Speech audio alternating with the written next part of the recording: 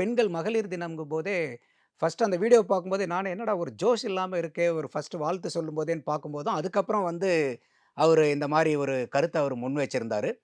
ரொம்ப ஷட்டிலா, ஹம்பிளா இது வந்திருக்கு. ஆனா ரொம்ப பவர்ஃபுல்லா அந்த மெசேஜ வந்து டெலிவர் பண்ணியிருக்காரு.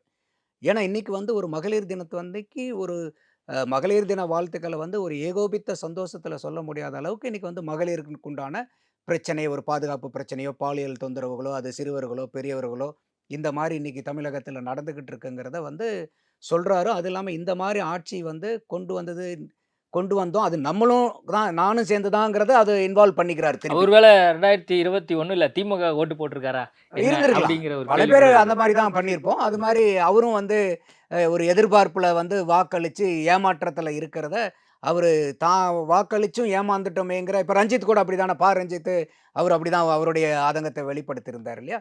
அந்த மாரி வந்து விஜய் அவர்கள் வந்து ஒரு ஆதங்கத்த வெளிப்படுத்துறாரு. அதோட ஒரு நம்பிக்கையும் குடுக்குறாரு. இல்ல நம்ம இத மாத்துவோம். அடுத்த இதுல மாத்துவோம் அப்படிங்கிற மாரி அவருடைய கட்சிக்காக, அவருடைய அந்த இடத்துல வேணா அது வந்து ஒரு அரசியல் கலந்து அதுல வந்து சொல்றாதுங்கிறத நம்மனால எதார்த்தமாவே பார்க்க முடியுது.